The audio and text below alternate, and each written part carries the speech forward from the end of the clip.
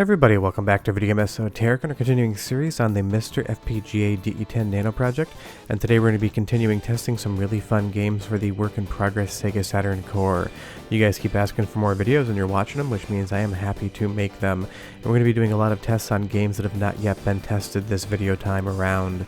Before I get too far involved though, do me a huge favor, go down below, hit like and subscribe, and that notification bell definitely helps us out. And if you feel so inclined and want to support the channel, we got a Patreon link below as well. Let's get right into testing, and we're going to start with Sengoku Ace Episode 2. It's an absolutely awesome horizontal shmup that I love, and that was not included on the list of currently tested Saturn games. On the official MiSTer Discord, we have a Saturn subchannel, and a member by the name of Fuzz adds games that are working or not working based upon user reports. So a lot of the games in this video are not on that spreadsheet until I test them and let him know. But the great thing is about Sengoku Ace, it is working perfectly. The graphics, there are no glitches, the audio is there, there's no crackle in it.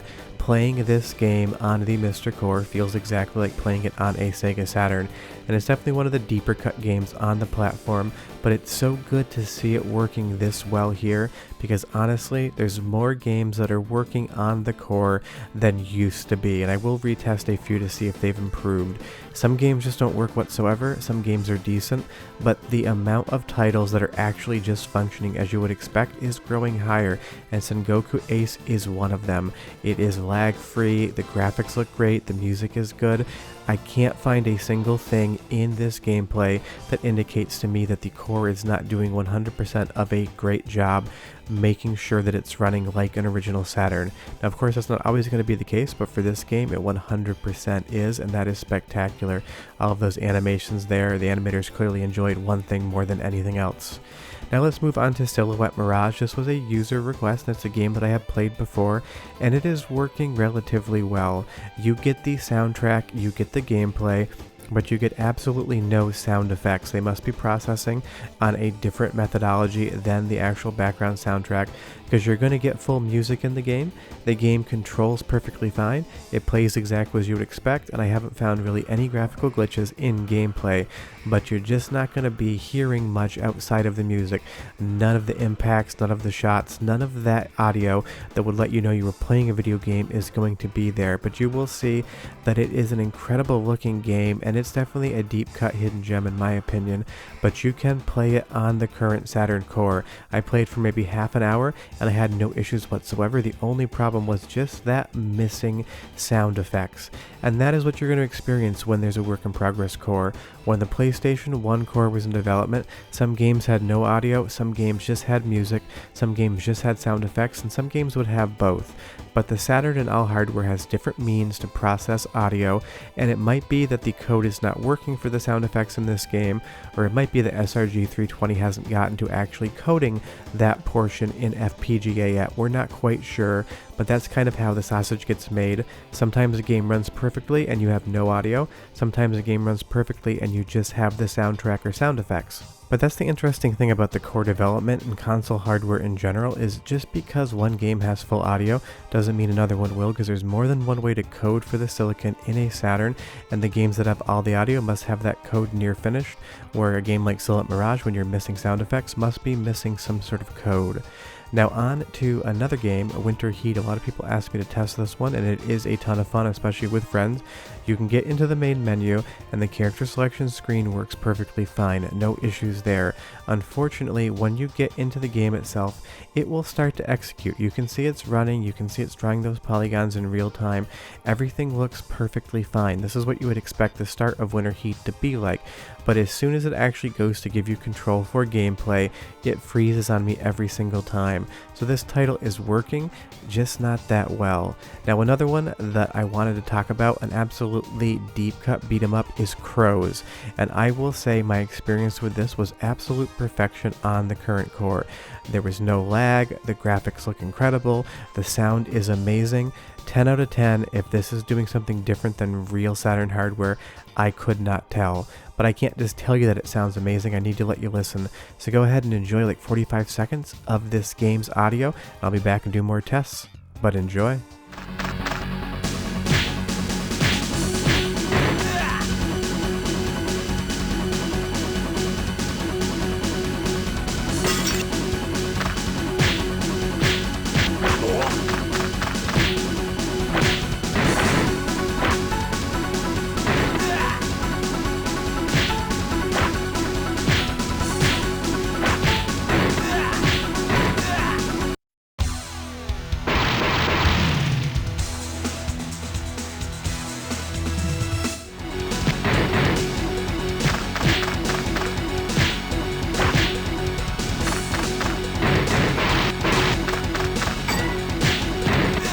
That audio just sounds spectacular, the gameplay is there, and the graphics are great. This is a perfect example of what the core can do when it is working well.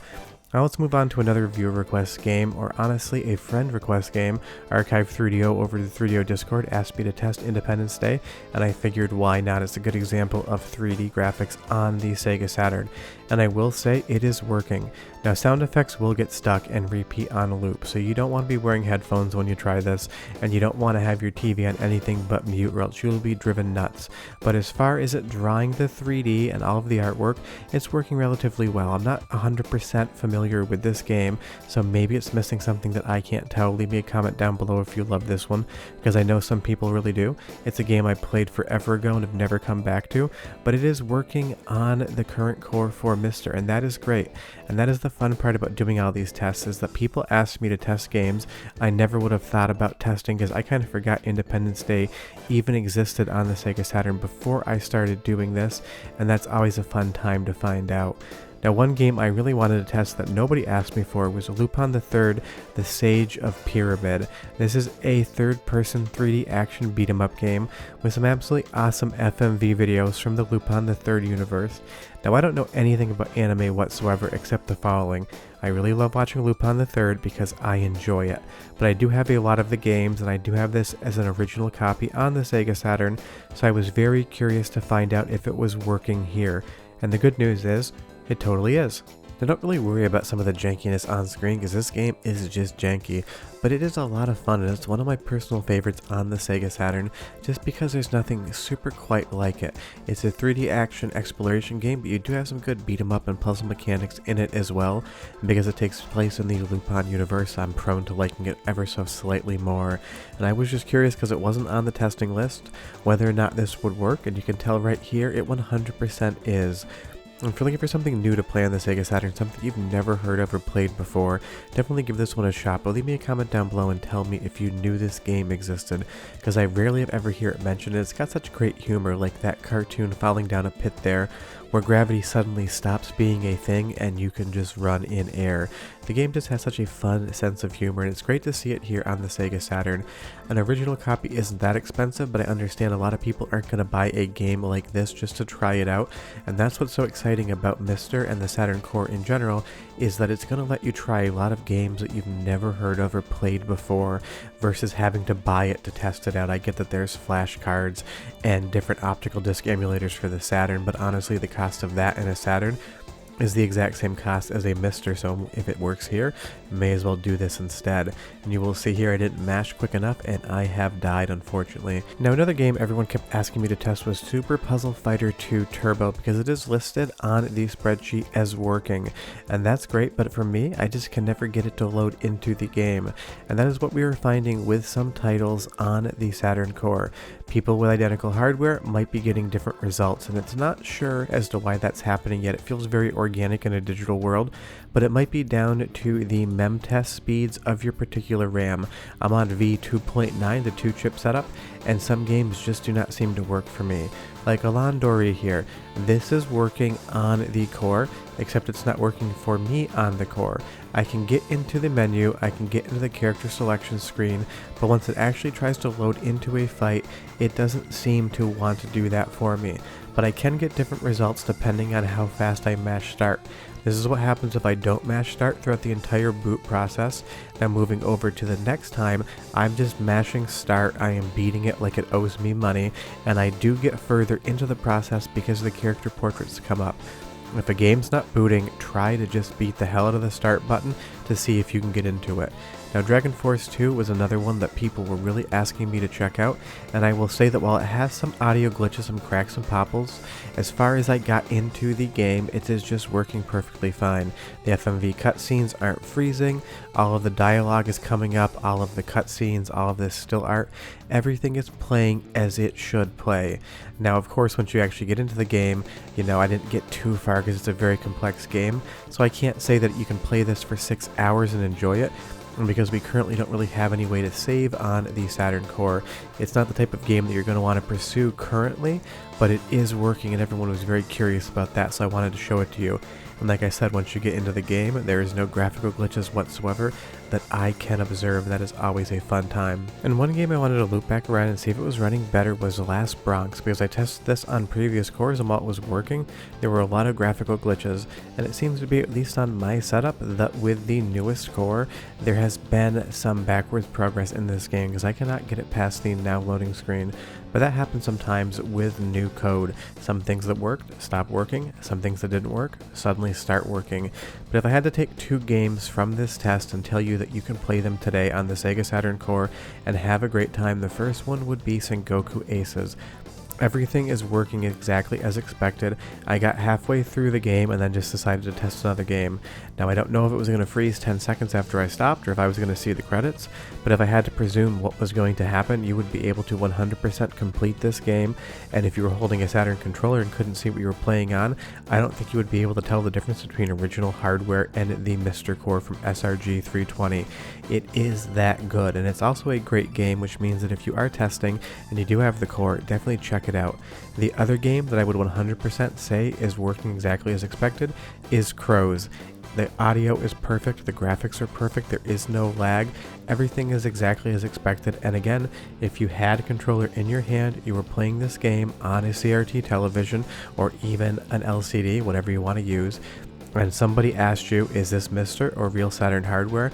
I don't think you'd be able to differentiate the two. Now, if somebody asks you that question, you might know that it's the MiSter, because why else would they ask it? But that's just my opinion. This game is running as close to 1-to-1 as we currently can get. And that is the current batch of Sega Saturn tests. I've been putting Lupin III in this shop for the longest time, and I had never tested it, and I was waiting just to talk about it later on. Leave me a comment down below. What do you want to see me test next? I'm happy to do user requests. If you tell me you want to see a game, I will certainly try to make it work unless it's on the not working list. Short of that, I'll be back next Thursday with more MiSter videos. I'll have videos throughout the week as well, but the Saturn core is here and we'll keep testing it if you keep watching it. Short of that, I'll see you guys next time. Bye bye.